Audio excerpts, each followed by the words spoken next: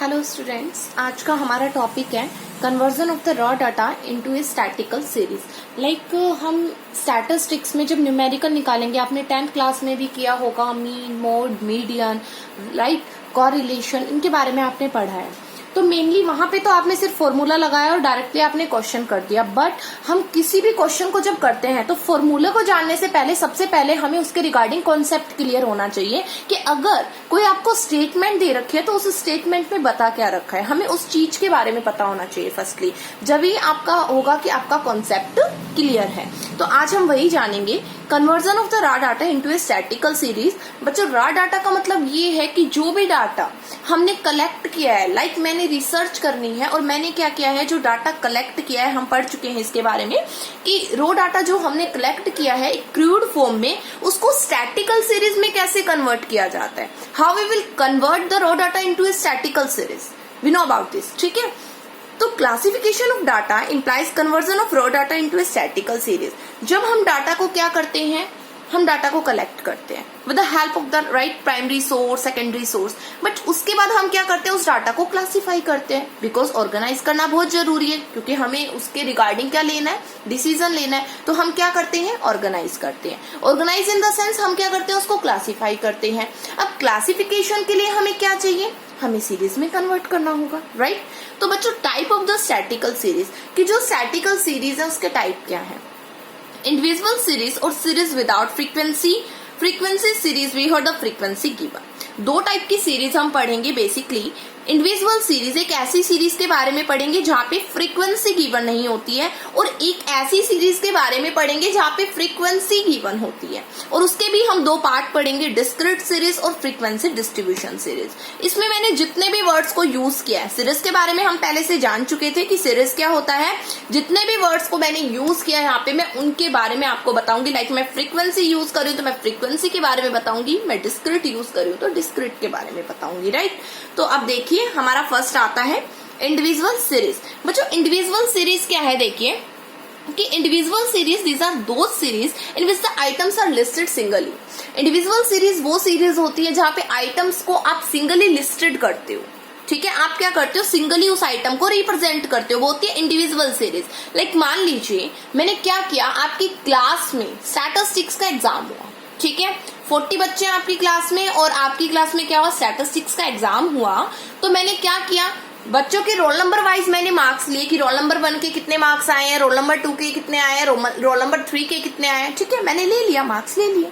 ठीक है, तो मतलब मैं रोल नंबर वाइज रिप्रेजेंट कर रही हूँ। रोल नंबर 1 के मान लीजिए 80 में से 80 आए हैं, रोल नंबर 2 के मान लीजिए 75 आए हैं 80 में से। तो ये क्या है, ऐसे में डाटा को रिप्रेजेंट कर रही हूँ according to the roll number, right. So that comes under the बच्चों इंडिविजुअल सीरीज। वो किस में आ जाएगा, आपका इंडिविजुअल सीरीज में आ जाएगा, जहां पे सिंपल सी अगर मैं बात करूं, इंडिविजुअल सीरीज को समझने का सबसे आसान तरीका, क्योंकि जब आप मीन, मोड, मीडियन निकालोगे या और क्वेश्चन करोगे, आप स्टैंडर्ड डेविएशन करोगे, कोरिलेशन करोगे आप, राइट, तो उसमें मेनली आपको क्वेश्चंस गिवन होते हैं, तो हम कंफ्यूज हो जाते हैं, क्योंकि आपको पता है कि मीडियन का जो फॉर्मूला है वो इंडिविजुअल सीरीज में अलग होता है, वो फ्रीक्वेंसी डिस्ट्रीब्यूशन सीरीज में अलग होता है, वो डिस्क्रीट सीरीज में अलग होता है। You know about this very well, right. तो उस बेसिस पे ना हम कंफ्यूज हो जाते हैं, हमें समझ नहीं आता कि इंडिविजुअल सीरीज में जो फॉर्मूला लगाना है हमको, जो इंडिविजुअल सीरीज में फॉर्मूला लगाना है, तो वो हम ये समझ नहीं पाते कि इंडिविजुअल सीरीज है या ये डिस्क्रीट सीरीज है या फिर ये फ्रीक्वेंसी डिस्ट्रीब्यूशन सीरीज है, ये समझ नहीं पाते। क्योंकि अगर हमें सीरीज का कॉन्सेप्ट क्लियर है ना, तो हमें फॉर्मूले को क्रैम करने की कोई रिक्वायरमेंट नहीं है। अगर आपको कॉन्सेप्ट क्लियर है तो आप आसानी से डायरेक्टली, सीरीज पता है क्या होती है, तो डायरेक्टली आप फॉर्मूले को पुट ऑन कर दोगे, राइट। तो बच्चों, इंडिविजुअल सीरीज सिंपल सी अगर मैं बात करूं तो वो सीरीज होती है जहां पे फ्रीक्वेंसी गिवन नहीं होती है, जहां पे जो भी आपने रॉ डाटा को कलेक्ट किया, like in a crude form में आपने डाटा को कलेक्ट किया, उसका आपने डायरेक्टली सीरीज बना दिया। ठीक है, चाहे वो आपने रोल नंबर वाइज बनाया, चाहे आपने उसको असेंडिंग डिसेंडिंग में बनाया, वो भी आगे बताएंगे बच्चों। लेकिन इसमें क्या है कि डायरेक्टली आपने जो डाटा को कलेक्ट किया उसको डायरेक्टली आपने क्या कर दिया, प्रेजेंट कर दिया in a way of the table, क्योंकि टेबल के वे में तो करना पड़ेगा, because you are classifying the data which you have collected in the crude form, that known as the raw data, right. तो it means that individual series क्या है, वो सीरीज है जहां पे आइटम्स को सिंगली लिस्टेड किया जाता है, जहां पे आइटम्स को क्या किया जाता है, सिंगली लिस्टेड किया जाता है, सिंगली प्रेजेंट किया जाता है। ठीक है, जैसे कि same example, marks obtained by the 40 student of class 11th are listed singly. The series would be called the individual series. Like +1 class में 40 बच्चे हैं, 40 बच्चों के मार्क्स जो आए हैं उनको आपने प्रेजेंट कर दिया। रोल नंबर 1 के आए मान लीजिए 80 आउट ऑफ 80, रोल नंबर 2 के 75 आए हैं, रोल नंबर 3 के भी 75 आए हैं, तो ऐसे मैंने रिप्रेजेंट कर दिया। मतलब मैं इंडिविजुअल सीरीज की बात कर रही हूँ। मैं किसकी बात कर रही हूँ? मैं इंडिविजुअल सीरीज की बात कर रही हूँ। क्लियर? उसके बाद बात आता है कि इंडिविजुअल जो सीरीज है ना, उसको आप दो टाइप से प्रेजेंट कर सकते हो। दो तरीके हैं इंडिविजुअल सीरीज को प्रेजेंट करने के। सबसे पहला according to the serial number. According to the serial number in the sense कि in which way you collected the data you presented in that way. ठीक है, जिस वे में आपने डाटा को कलेक्ट किया है, लाइक आप कह रहे हो कि roll number wise roll number 1 के इतने आए, रोल नंबर 2 के इतने आए, मतलब कि वो सीरियल वे में चल रहा है। ठीक है, तो सीरियल वे में क्या कर देना, डाटा को प्रेजेंट कर देना, वो होता है इंडिविजुअल सीरीज। इंडिविजुअल सीरीज को दो टाइप से हम प्रेजेंट कर सकते हैं, एक तो सीरियल नंबर में।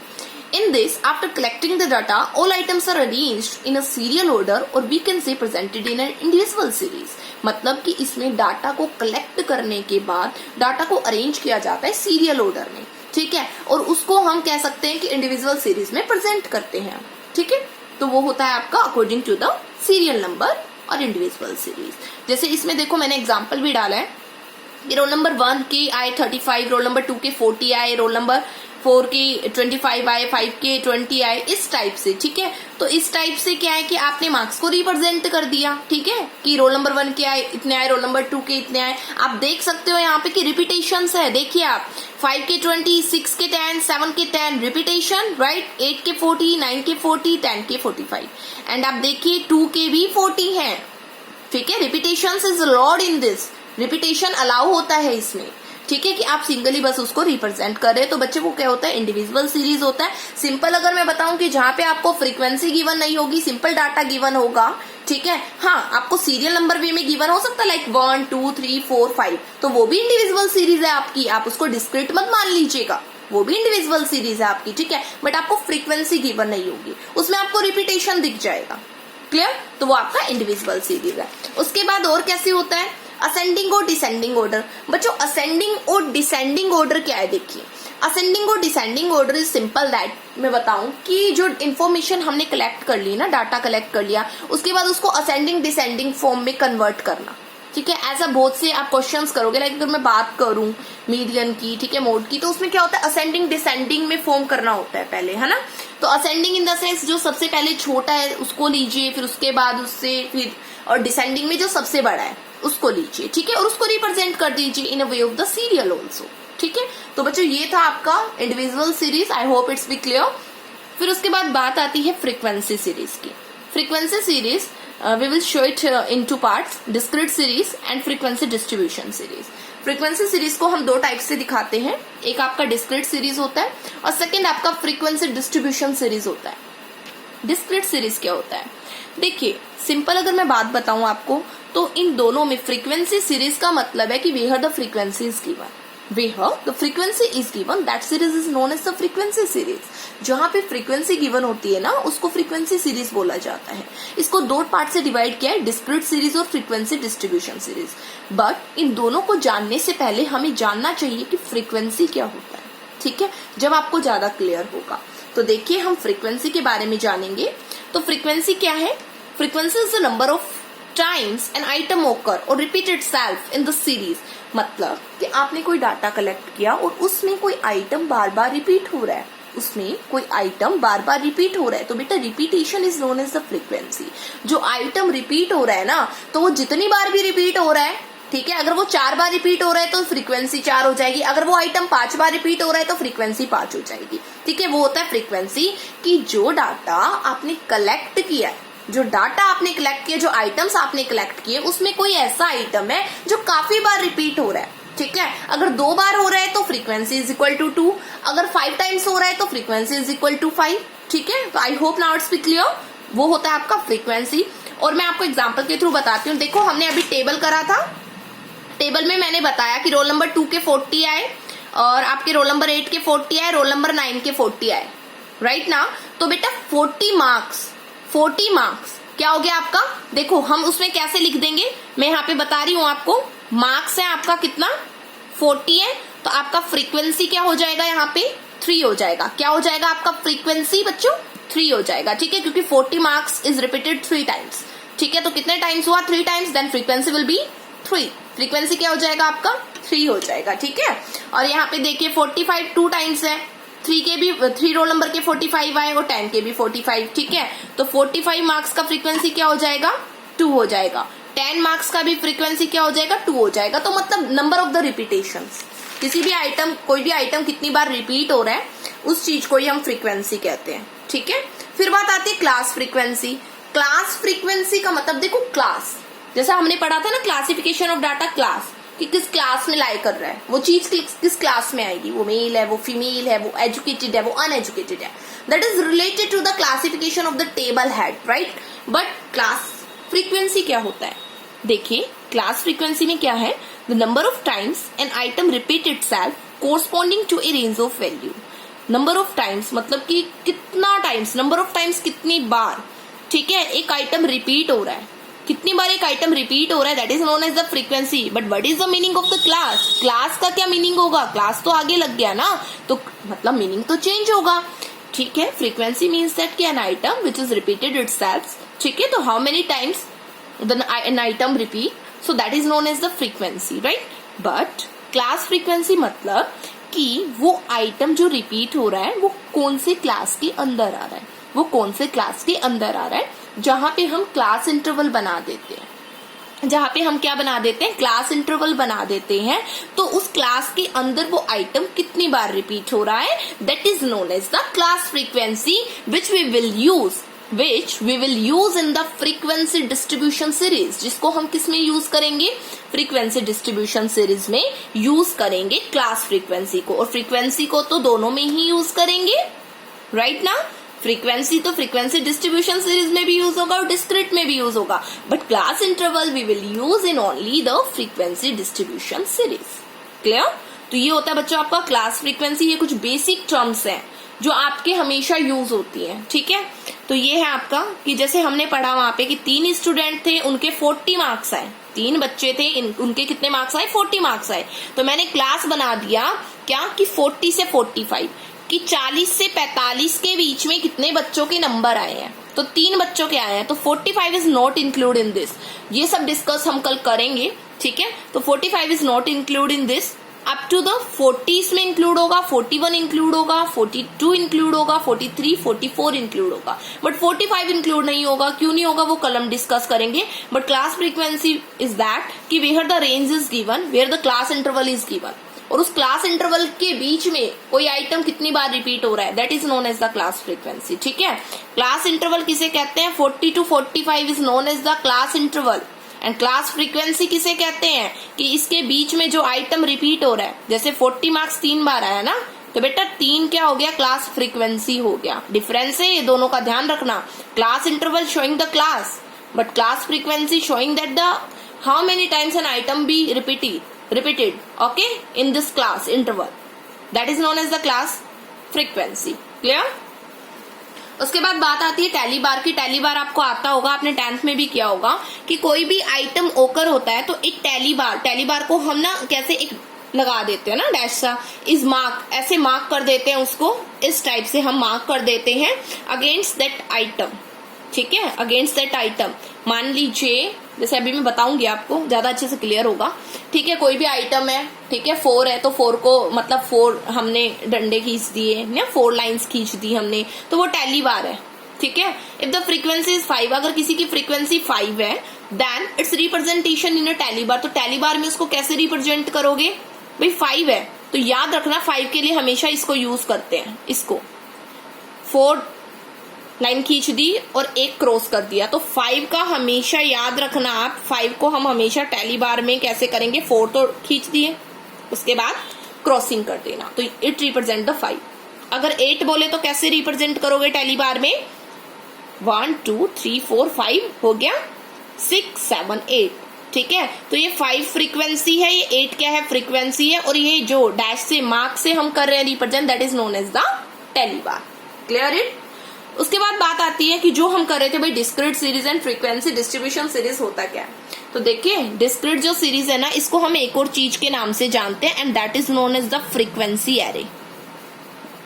That is known as the बच्चों फ्रीक्वेंसी एरे। फ्रीक्वेंसी एरे की बात हो तो डिस्क्रीट सीरीज की बात हो रही है, which can we also represent in a tally bar form. ठीक है, तो डिस्क्रीट सीरीज क्या है? It is that series in which data are presented in a way that exact measurement of items are clearly shown।